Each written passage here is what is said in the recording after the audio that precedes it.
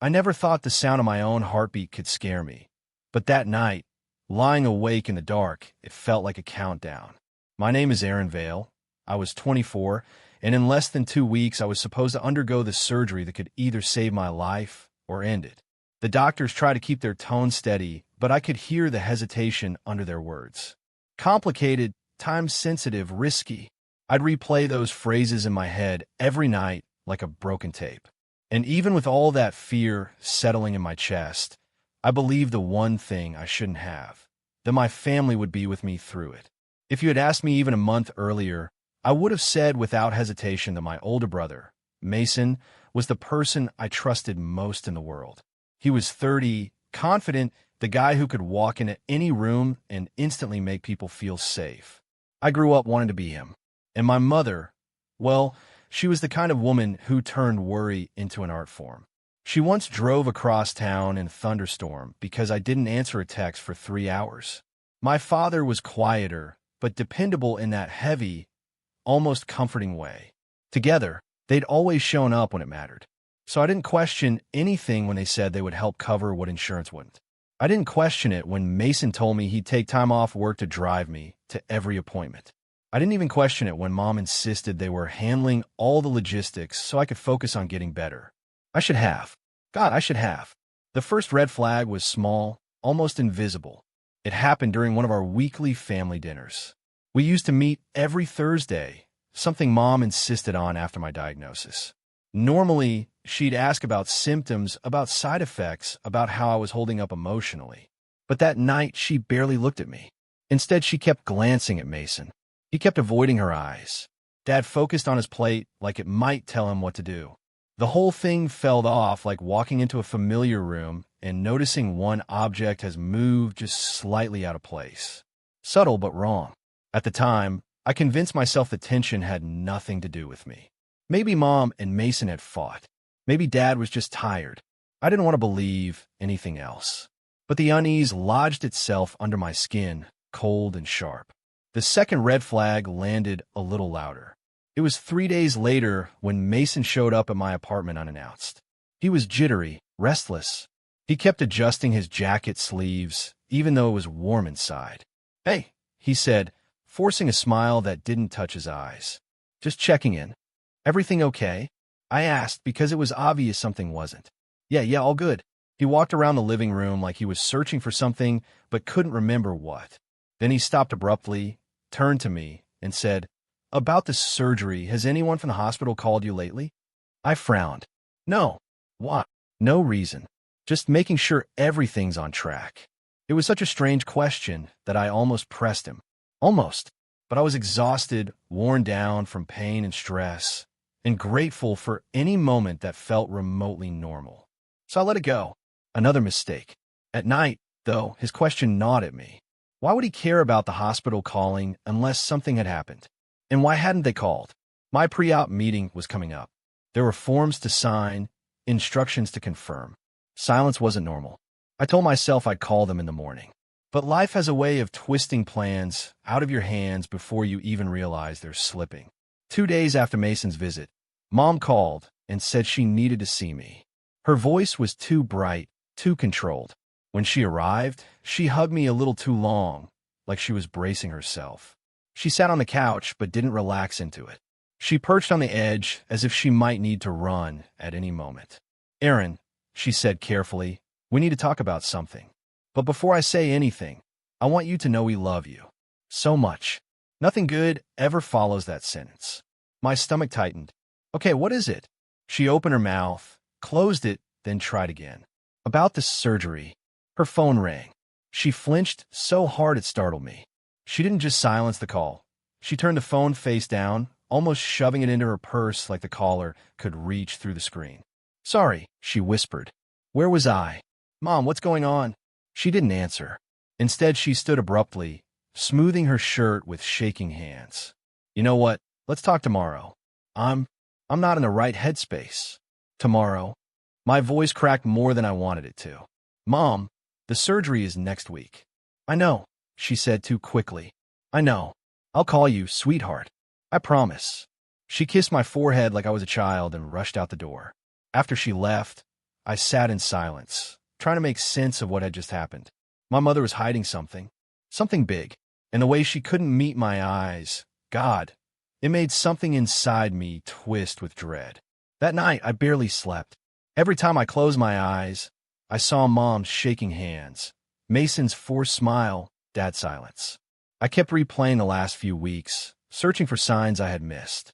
I couldn't shake the feeling that something wasn't just wrong. Something was on the verge of blowing apart. The cliffhanger arrived the next morning. I was pouring cereal when my phone buzzed. It wasn't Mom. It wasn't Mason. It wasn't anyone from the family. It was the hospital. "Hello, this is St. Gabriel's Medical Center calling for Aaron Vale," the woman said. "We're reaching out because your surgery has been officially canceled. We've made multiple attempts to contact your listed family representatives to confirm, but we haven't heard back." For a second, I couldn't breathe. "Canceled? What do you mean canceled? I didn't cancel anything." "Oh," the woman said slowly. "Then you should speak with whoever submitted the cancellation form. It was signed by a family member. They said you requested it." My blood ran cold. "What family member?" I asked, my voice almost a whisper.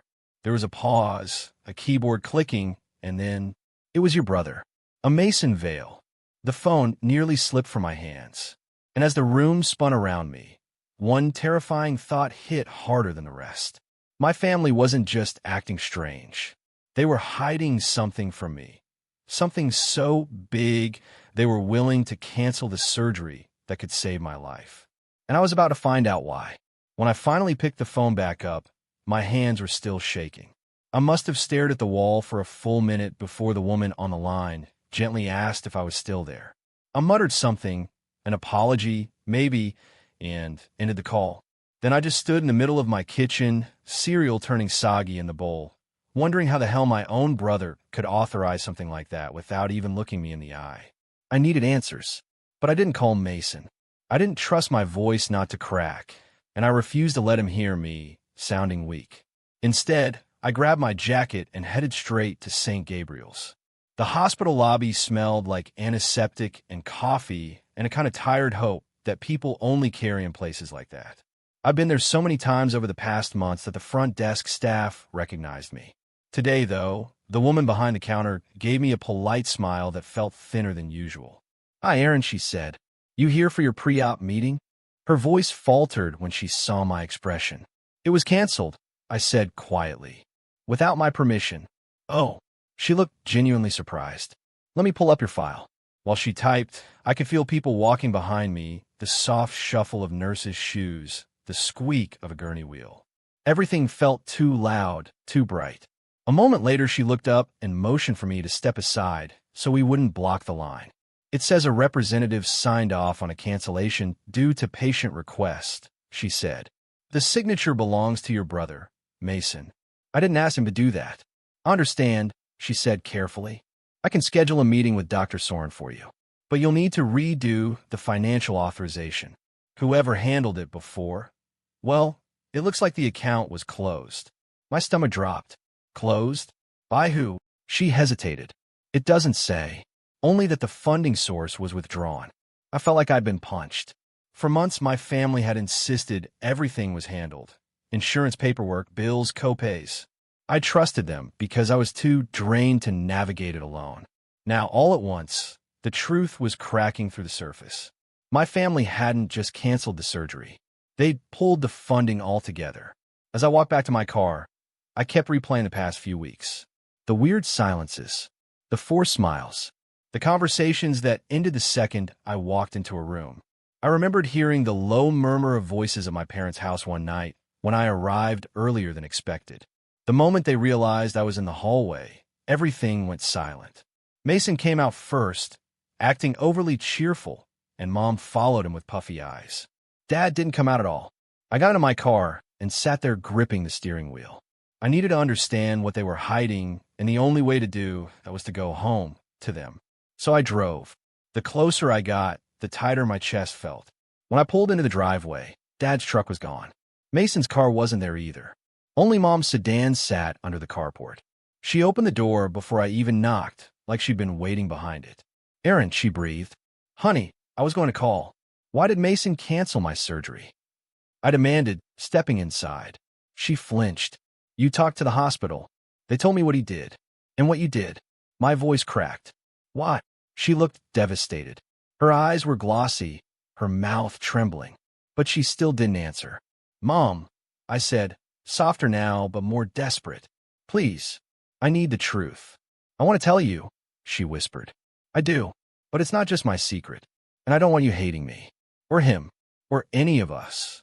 Hating you, I repeated. You let them cancel the operation that might save my life. She covered her mouth with her hand like she was about to cry.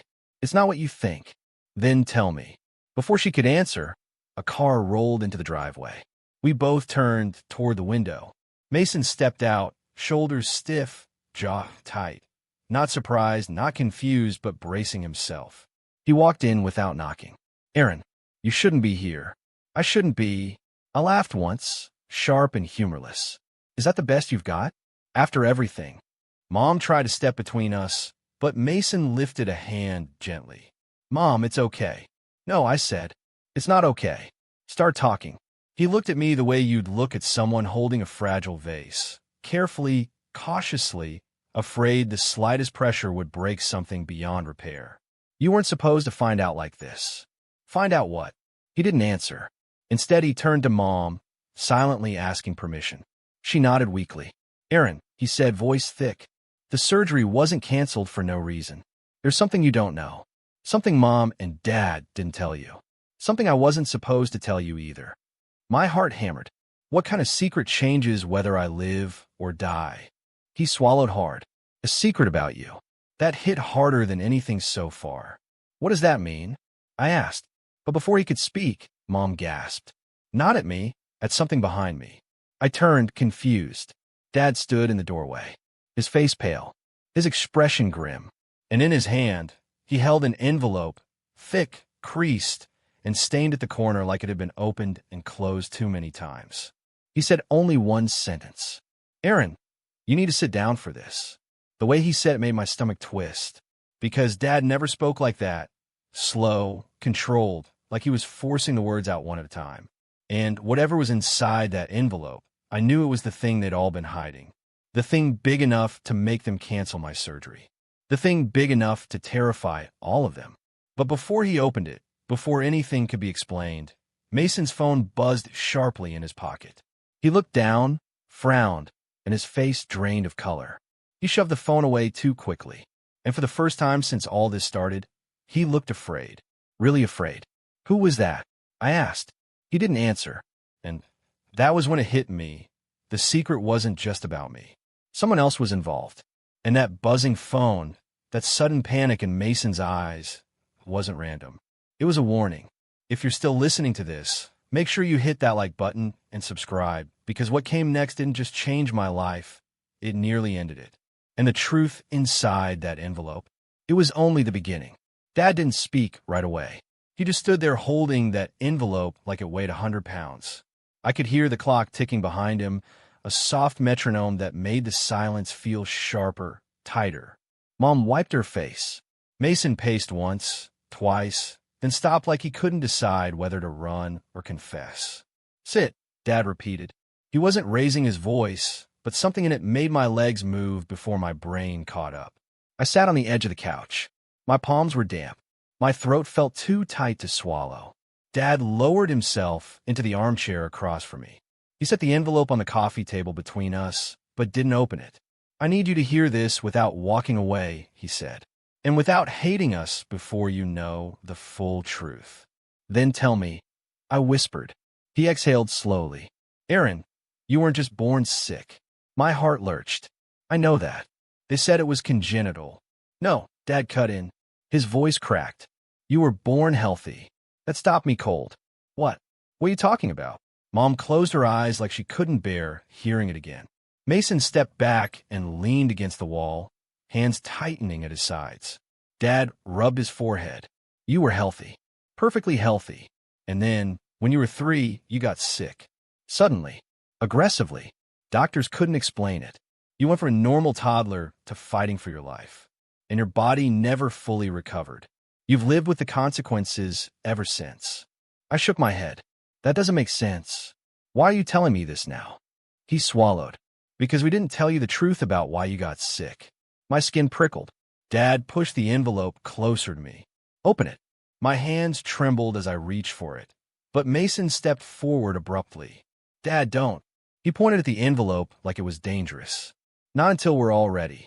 We've had 21 years to get ready, Dad snapped. Aaron doesn't have time left for our hesitation. Mom let out a quiet sob.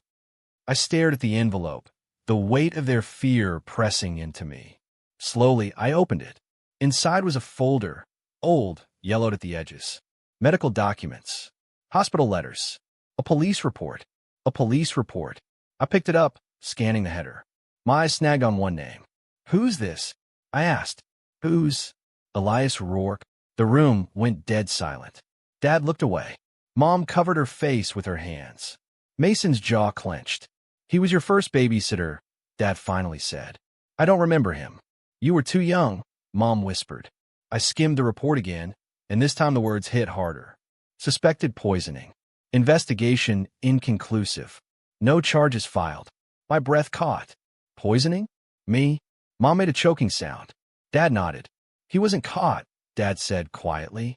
But your symptoms, they matched what the doctors expected if a child had been dosed slowly over months. They couldn't prove it, but we knew. We knew something had been done to you. My stomach twisted. Why didn't you tell me? Dad's voice dropped. Because Elias Rourke disappeared before the investigation ended. He left town, changed jobs, vanished. We didn't want you living your whole life looking over your shoulder. And the surgery? I asked. Why cancel it? Dad hesitated. Then he said the sentence that made the bottom drop out of my world. Because he's back. I froze. What? He resurfaced, Dad said. A few months ago. We found out by accident. Mason ran into someone who recognized him. He's been using a different name, a different job, but it's him. My heart pounded harder with every word. And what does that have to do with my surgery? He contacted us, Mom whispered. He sent letters, emails, messages, threats. He said he'd ruin everything if we went through with the procedure. He knew things about the hospital we didn't think anyone outside the medical board had access to. He knew your surgeon's name. He knew the date. He knew too much. Mason's voice hardened. He said the surgery would be a waste of resources for damaged goods. His words, not ours. A cold, hollow feeling spread through my chest. So, you canceled it to keep him from, what? Hurting me, to keep him from hurting all of us, Dad said. He made it clear this wasn't just about you. If we didn't comply, he'd come after the entire family. And you didn't tell me? You were already fighting for your life, Mom whispered. We couldn't add that to your burden. I stood up so fast the couch creaked. So instead you just let him win? We were trying to protect you. No, you were trying to protect yourselves. My voice broke. You let him decide whether I live or die. Aaron, Mason stepped forward, but I flinched away. You should have told me, I said. This is my life, my body, my fight. Mason's face twisted. Anger, guilt, something else too raw to name. I tried. The night I came to your apartment. I almost told you then, but I didn't know how. Mom sobbed. Dad looked like he'd aged 10 years in 5 minutes. But I wasn't done. Why did the hospital say you closed the funding account? Mason looked away. Dad answered for him.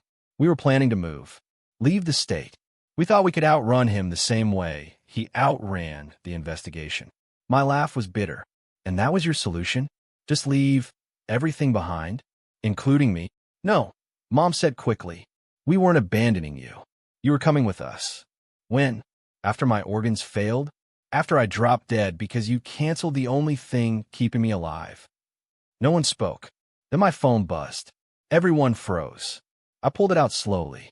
No name, no number, just a message. Stop digging, Aaron. My blood ran cold. Another bubble appeared. Your family wasn't honest with you, but you already know that. And then, we'll talk soon. My fingers tightened around the phone. It's him, isn't it? No one answered, but the fear in their eyes was answer enough. For a moment, everything inside me went strangely quiet. Still, focused, like something tired and wounded inside me finally snapped awake. I'm done being protected, I said. I'm done being kept in the dark. If this man thinks he can decide my fate, He has no idea who he's dealing with. Mason stepped closer cautiously. Aaron, what are you planning? I looked at him, my brother who'd lied, but also the one who'd taken the threat head on. I'm planning, I said softly, to end this. I walked toward the door. Dad stood. Aaron, wait. No, I said. You've done enough. This time, I handle it. But as I reached for the doorknob, another message appeared. If you want to live, meet me alone tomorrow night. You know the place. I didn't. Not yet. But a split second later, another text came through. An address. An abandoned property on the edge of town. A place I hadn't been in over a decade. A place from my childhood. I felt a cold, steady rage settle inside me. This wasn't just a threat. It was an invitation. And I was going. Because if I didn't take back control now, I'd lose everything, including the one thing this man had already stolen once. My life. I opened the door, stepped into the night, and felt something shift in the air around me. Tomorrow, I meet the man who tried to kill me all those years ago. And this time, I wouldn't be the helpless child he remembered. I'd be the one he never should have underestimated. Because I wasn't walking into that abandoned place unprepared. I was walking in with a plan, and I wasn't leaving without the truth, or without making him pay. The cliffhanger wasn't the text he sent. It was a reply I typed. See you tomorrow. The next day moved like a slow bleed, steady, inevitable, impossible to stop. I barely spoke to my family, not because I didn't care, but because I needed silence to think. Real silence, the kind where every thought is sharp enough to cut through the panic. By afternoon, I'd built the shape of a plan in my head, simple and direct. Meet him, get the truth, and whatever hold he still thought he had on us. I didn't know exactly how the night would play out, but I knew one thing for certain. Elias Rourke wasn't walking away with control over my life ever again. When dusk fell, I grabbed my jacket and left without another word. Mason stood in the doorway like he wanted to follow me, but he didn't step outside. Mom watched from behind him, hands clasped at her chest, Dad leaning against the kitchen counter with a look that said he understood he no longer had the authority to stop me. I didn't say goodbye. I didn't trust my voice not to break. The abandoned property was exactly how I remembered it. An old supply warehouse on the edge of town, long shut down after a fire left half the structure charred. As a kid, I used to imagine monsters lived inside. Turns out, the one I was meeting now might as well have been one. The parking lot was empty under the flickering street lamp. I parked, killed the engine, and stepped out. The air smelled like rust and wet dirt. My heartbeat was steady, too steady, like my body had already accepted this moment the way you accept an overdue truth. I walked toward the entrance, the broken double doors hanging crooked on their hinges. When I stepped inside, the temperature dropped. Echoes bounced off cracked concrete. My footsteps sounded too loud. You came. His voice slid out of the shadows behind me. Calm, almost bored. I turned slowly. He stood near a collapsed scaffolding tower, half lit by the moon cutting through a broken window. He looked nothing like the monster I imagined. Just an older man in a dark coat, hands in his pockets, a thin smile on his face. But his eyes, cold, sharp, assessing, were exactly right. I recognized them instantly, even if my memory never captured his face. You really thought I wouldn't? I said. I wasn't sure. He tilted his head. Your parents sheltered you too well. I was afraid they'd finally drilled some cowardice into you. My family tried to protect me, I said. Big difference. He gave a soft, amused exhale. Believe what you want. They didn't tell you the truth for 21 years. Doesn't that bother you? It does, I admitted. But not as much as what you did. He stepped closer. I didn't move. I wanted him to see that. You were such an easy child to manipulate, he said. Quiet, trusting, fragile. Your mother adored you so much she didn't notice a thing. I expected your brother to be a problem, but he wasn't. None of them were. My jaw tightened. Why? Why target me at all? Oh, Aaron. He chuckled softly. It was never about you. It was about your father. He crossed me in ways he never admitted. You were the easiest way to hurt him where it mattered. The words hit like a punch, but I held my ground. So you poisoned a toddler because of a grudge. I maintained plausible deniability. Your parents knew it, the police knew it, and the hospital knew it. His smile thinned. But they could never prove anything. Do you know what that kind of power feels like? The rage inside me sharpened into something colder. Cleaner. You don't have power anymore, I said. That's why you came back. Because you want to feel in control again. He raised an eyebrow. Is that what you think? I know it, I said. You needed my family scared, fractured. You needed me desperate. You needed us right where we were. He smirked. You give me too much credit. No, I said, stepping forward now. I'm giving you exactly what you earned. His smile faded. And for the first time, I saw fear flicker behind his eyes. That was when I realized something. He wasn't the one in control here. I was. I'm done running, I said. I'm done being the kid you hurt. Tonight, we settle this. His posture shifted. Defensive. Careful, he said. You don't want to make a mistake you can't undo. I won't, I replied. Because I didn't come alone. The moment the words left my mouth, Elias froze. A figure stepped out from behind the scaffolding, broad-shouldered, tense, jaw set. Mason. He'd been listening the entire time. He moved beside me, eyes locked on Elias. You're done, he said calmly. You're not hurting my brother again. Elias scanned between us, calculating, unraveling. You think the two of you scare me? Oh, it's not just us, Mason said.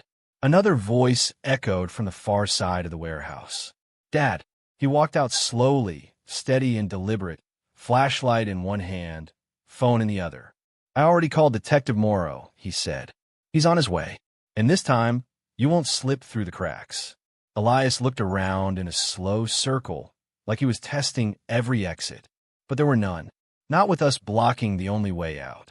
You planned this, he hissed. No, I said quietly. I finally planned something. For once, he didn't have a smug answer. He lunged. Not toward me, toward the side door, hoping to break past Mason. But Mason moved faster than I'd ever seen him. He grabbed Elias, shoved him back, and the man stumbled over a loose beam, hitting the ground hard. Dad stepped in with a practiced motion, years of quiet strength condensed into a single moment, and pinned him down with a knee to the chest. Stay down, Dad growled. Elias wheezed, struggling, but the fight was gone. Not physically, emotionally. He knew it was over. The distant wail of police sirens drew closer. For the first time since I walked into that warehouse, I let myself breathe. When the police arrived, they took statements, collected evidence, photographed the documents in the envelope, and escorted Elias out in cuffs. He didn't look back at us. Not once. It was the look of a man who finally realized he'd been outplayed at his own game. When they drove him away, the warehouse suddenly felt enormous and empty. Mason sat beside me on a broken crate. You okay? He asked. I don't know yet, I admitted. But I will be. He nodded. Good. Because I've already called the hospital. Your surgery's going back on the schedule. I'll drive you every day if I have to. I'm not leaving your side again. Dad joined us, his voice rough. None of us are. I wanted to be angry at them. I should have been. But as the night air drifted through the broken windows, all I felt was a fragile, exhausted sense of peace. For the first time in months, maybe years, the fear inside me wasn't louder than everything else. We left together, walking into the cold night like we were stepping out of a long, dark tunnel. The next morning, I recorded the conclusion of the story. This story, because people needed to hear it. Not for pity, not for shock value, but because there's something powerful about reclaiming the narrative someone once tried to steal from you. If you've listened this far, make sure you like the video and subscribe. It helps more than you know, and I've got more stories, real ones, coming soon. As for what happened afterward, the surgery was rescheduled. My family and I started therapy together. And sometimes late at night, when everything gets still, I sit on my porch and let myself feel the quiet. Not the frightening quiet that used to wrap around me like a warning, but a softer kind. A quiet that feels like soil after a storm, settling, ready for new roots. Healing isn't loud. It doesn't arrive with fireworks or triumphant music. Sometimes it's just silence. And the strange, comforting realization that for the first time in your life, the silence doesn't hurt anymore.